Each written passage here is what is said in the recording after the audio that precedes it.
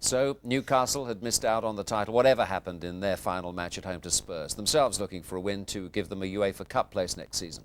Newcastle were unchanged, with their costliest player, Faustino Asprilla, again on the bench. And for Spurs, Darren Anderton continued his comeback after 7 months' absence, with his third start in 9 days. Barry Davies had a tension-filled St James's Park.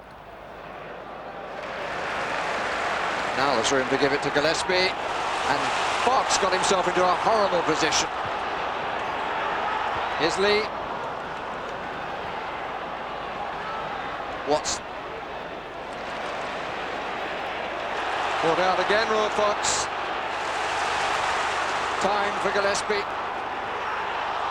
Oh, and off. Ginola. Header was by Beardsley. It's a disappointing cross, really. Didn't pick out anybody in particular. Beardsley coming on with the header, and finally off the thigh of David Ginola.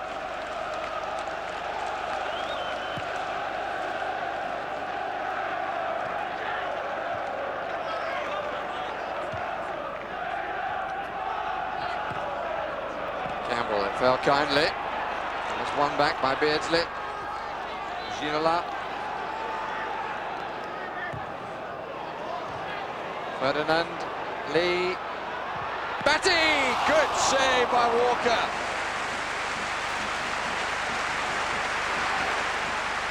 Really struck it well. People are having to revise their opinions about David Batty since he came here. Scored a fine goal at Blackburn. He really got hold of that with his right. It's a good tip away. Ferdinand, Lee.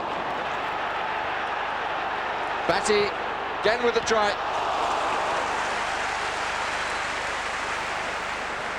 Great advantage with the crosser being two-footed. Wasn't going to beat Walker with that, Batty. But he had to go and have a go.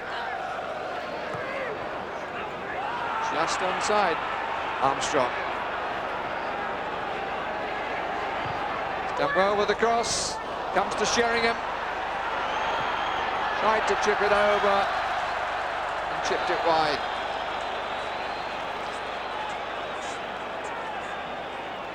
Sal was waiting for it. It's a good cross by Armstrong. A taller player than Fox might have met that.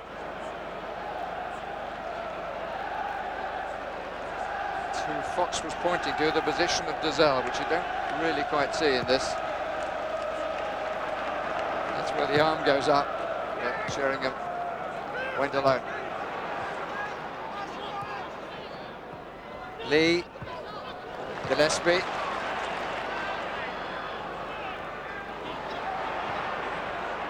Ginola. Got a bit funneled unless Ferdinand can turn quickly, and he can. That's good stuff from Ferdinand. Best we've seen from him for some little time.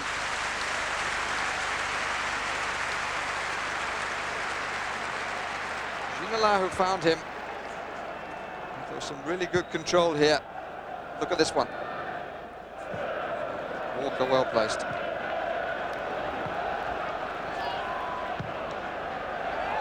Ginola underneath it. Slipped by Edinburgh. Good positioning by Batty. And the cross must be surely no.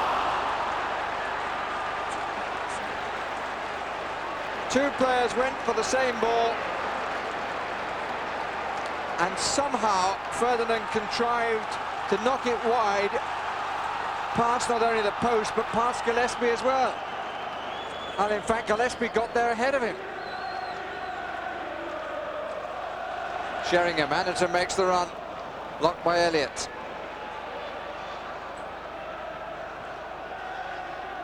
Albert now back in defence. Fox. Dazelle. He's done well. And he scored. Really good turn by Jason Dazelle.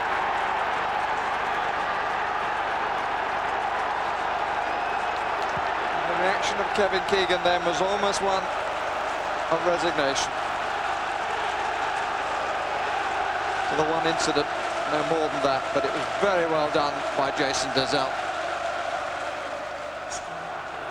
Well taken. Third goal of the season. Spurs lead. Ginola. Good try! Got a bit of the crossbar as well, I think.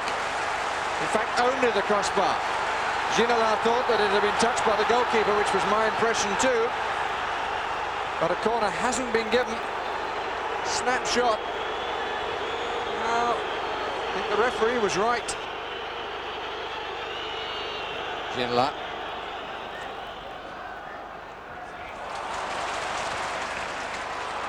Espria. Three waiting. And it's in. Les Ferdinand.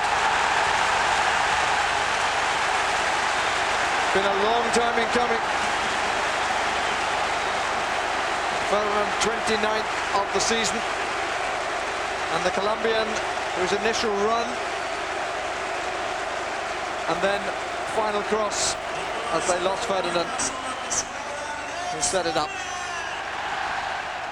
Therefore the happenings at the Riverside Stadium. Crowd desperate for this to end in a home victory. And here's Lee Clark, off the crossbar for the second time in the match. Ferdinand. A change in the Newcastle stride, oh dear.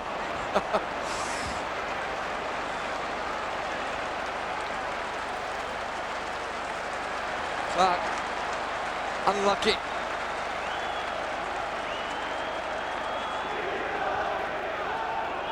Watson.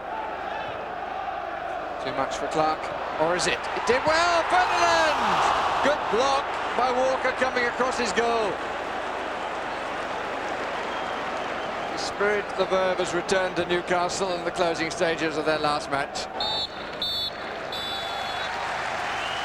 And the final score is a draw, a result not good enough.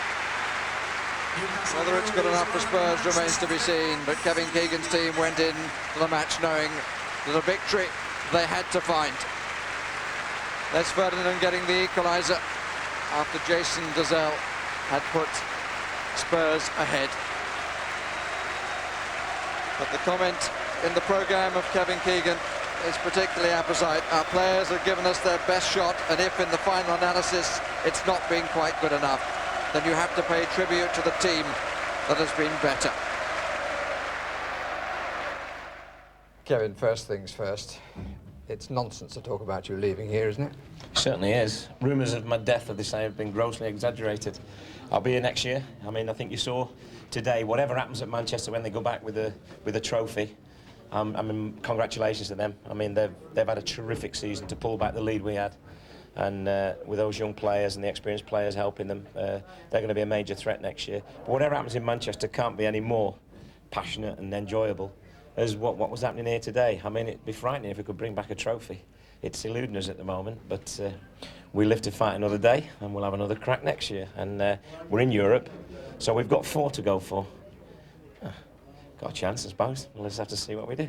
It took a bit of time to get going, although the crowd seemed to be prepared to celebrate right from the word go. Yeah, they were fantastic, you know, and I think if you went round all the players, I think they were more disappointed for the supporters than they were for anybody else, you know, the supporters and the manager, because, you know, they've sung their hearts out all season for us, and, you know, being as far clear as we was, and, you know, at the end of this, I mean, you saw them out there today after the game, you know, imagine if we'd have won. Would you like to sort out the difference of opinion with your opposite number, who's now just won?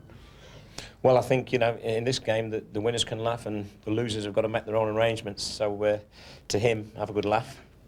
And I'm going to make my own arrangements with Terry McDermott, who's the best signing I ever made at this club, to be honest with you. So we won't go and have a drink. We'll just go and sit somewhere and mope for a couple of hours. We'll soon get over it. We'll have a holiday, and we'll be back playing the same way next year. And hopefully, we'll just last out a bit better. Well, that's good news to hear. Manchester United had a fantastic run-in, didn't they? I mean, one defeat in 22 games told the story of the Championship in the end, Alan. Fantastic, really, and I think somebody in this programme early on said, you can't win anything with kids. Do you remember that? But, I remember that very well. Yes, I seem to remember it too. I got that completely wrong. What I should have said is, you can't win everything with kids. But well, Alex... Yeah, they got beat in the League Cup. Alex Ferguson there's given the players all the credit, but I think this is Alex Ferguson's finest hour. I mean, in his career, he's had lots of highs. You go back to Aberdeen, where he broke the domination of the Glasgow 2, and he also won in Europe. And then he comes to Manchester United and wins the title for the first time in 27 years. Then he wins a double. I mean, these are real highs. But today, winning the championship after what happened last season at West Ham, selling 3 of his best players in the summer, then bringing 5 kids in that are homegrown, it really is a marvellous achievement. And the way he shuffled the pack throughout the season, you know, playing the kids and then giving them a little rest and then bring them back, really has been a magnificent performance. And of course, Monsieur Cantona has something to do with it, rather, doesn't he? They just missed out on the championship and the cup final last year. Funnily enough, he wasn't playing. Since he's come back, magnificent, and he's fully justified the faith that Alex Ferguson showed them. I think to win the championship, you've got to have your keeper playing well, and also in the final third of the pitch, you've got to have somebody that can give you something extra, and that's Eric Cantona. This is against Newcastle, a game that Manchester United had to win. This is Schmeichel from Ferdinand. Magnificent save, great reactions. That was at 0-0. Then early in the second half, when Newcastle dominated the first half completely, the man comes into the back post and a terrific volley. And that was 3 points. And this is the game against Arsenal that kept the pressure up in Newcastle. This is just a magnificent goal. Cantona, brilliant chest there. And what can you say about that? To give them a lead. And United had about 5 or 6 great chances in this game, and they should have been 3 or 4 up, but with 10 minutes to go, Platt breaks, plays it into Helder, comes in the box, left foot, and for a big man, Schmeichel gets down there, great. And again, 3 points. And I think this was the secret of Manchester United's success throughout the season. You've got two contrasting games there, where against Newcastle, it didn't play that well. Newcastle dominated. Schmeichel saves, Cantona scores, and they get the 3 points. Against Arsenal, they played really well. Same sort of result, 3 points. Well, Schmeichel had 18 clean sheets, which was more than any of the other goalkeepers, which says the number of times you saw him 1 against 1 and he saved. Crucial times. Yeah. But just a great performance, and I've always said the best team wins the championship. And Cantona was top scorer, which was a surprise in a sense that everybody was expecting Cole to be the main man as far as scoring. Well, Cantona plays off the front man. You know, he's a focal point of the team. The way United play, where they defend deep and get men behind the ball, they've got to have an outlet. For years, Mark Hughes did it. Now it's Eric Cantona. What he does so well is he brings people into the game. He picks up, and you've got the forward breaking from the middle of the park. If there's an option, he always picks the best option. I think he gives them an added dimension at the back post, because at times they've got to fling the ball into the box. He's good in the air, he's powerful in the air, he wins it, he can either score or bring people in, and he has been a revelation since he come back. Our man Albert calls him General de Gaulle's. Albert would, Now, what about Newcastle? Did Manchester United won the championship, but in a sense, do you feel Newcastle lost it? They lost their way a bit over the last few weeks, didn't they? 5 wins in 13. Absolutely. They had it in their, it was in the palm of their hands, and they've let it slip. Many people say the turning point was the signings of, I suppose, Asprilla and Batty. And I suppose you could say, if it's not broke, why fix it?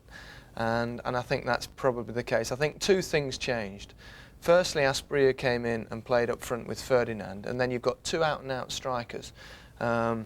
Instead of what they had before, when Ferdinand was up front alone with Beardsley just behind, and I think they lost their depth. They lost that vital role which Manchester United have that Cantona plays, that English defences find so difficult to mark. That player that plays neither up front or in midfield.